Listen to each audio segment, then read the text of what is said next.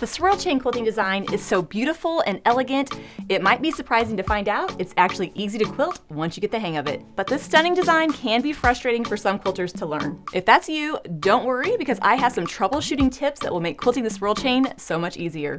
Hey everybody, it's me, Angela Walters from quiltingismytherapy.com, and in this video, I'm going to share 5 tips for quilting the swirl chain design. In my previous video, I showed you how to quilt the swirl chain design step by step. We learned that you start by quilting an elongated swirl, and then echo, echo, echo to build it up.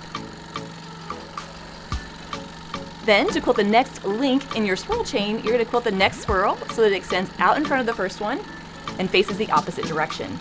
Then you're going to echo, echo, echo. And once you get the hang of that, the design is as easy as repeating those steps over and over again. If you haven't watched that video, be sure to check it out so that you know how to quilt that swirl chain design. But if you've been trying to learn it to no avail, here are 5 tips that just might make it easier for you. Tip number 1, be sure to quilt curvy swirls. The swirl chain design looks best when those swirls are nice and curvy. Not only does it make the individual sections kind of blend into each other, it also helps disguise some mistakes since your eyes tend to follow the curve. Plus, the curviness of the swirl kind of lets you see where the next one fits into it. Here you can see an example of that. This swirl chain tends to look a little flat, as opposed to nice and curvy. Now, it's not the end of the world. If that happens, you can just use echoing to build it up, and then quilt your next swirl so that it's nice and curvy. Tip number 2, avoid thread buildup. What makes this design so fast and fun to quilt is that there's no touching or traveling along the previously quilted lines.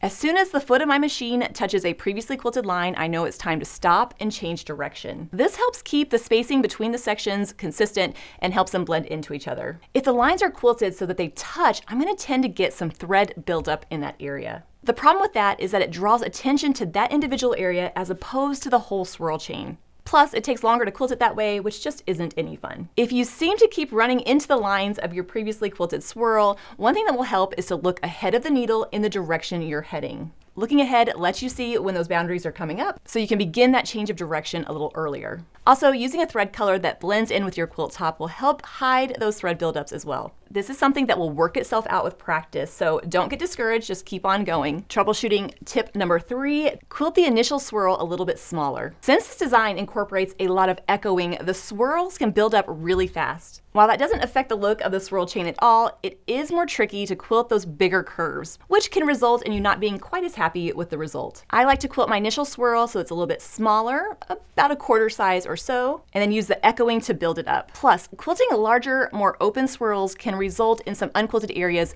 in your swirl chain, which isn't the end of the world because eventually we're going to come back and fill them in with filler, but I like to handle those areas while I'm there and move on. Troubleshooting tip number 4, quilt your swirls so they alternate directions. It can be hard to remember which direction to quilt the swirl. For instance, when I quilt the first one so it looks to the left, I want to quilt the next one so it looks to the right. But it's that change of direction that helps hook those individual pieces together and gives you that beautiful swirl chain. If your swirl chain looks less like a beautiful chain and more like a row of random swirls, then it could be that you're not alternating direction. As you're quilting, if you're not sure which way to go, just pause and take a second to kind of trace out the next couple steps with your fingers. It'll help you kind of visualize where to go next. And if you do happen to quilt 2 swirls in the same direction, it's totally fine. Use echoing to build it up and throw in another swirl if necessary. And troubleshooting tip number 5, and the most important tip, is to keep quilting. No matter how you quilt your swirl chain, you have to remember that eventually we're going to come back and fill in around it. The worst thing you can do is to give up after a couple of swirls. When you're looking at that swirl chain all by itself, you see every little bobble and imperfection. But once we put everything else around it, it kind of blends in and gives you that beautiful overall texture. After you finish quilting your swirl chain, first you can use echoing to help fix any of those imperfections, and then quilt a filler around it that will help highlight it or hide it depending on how you feel about it. For example, I have a couple of rows of swirls right here that are kind of skinny, that have the swirls facing the wrong direction. But then I went and added some echoing and some other filler, and here you can see that they start to blend in beautifully.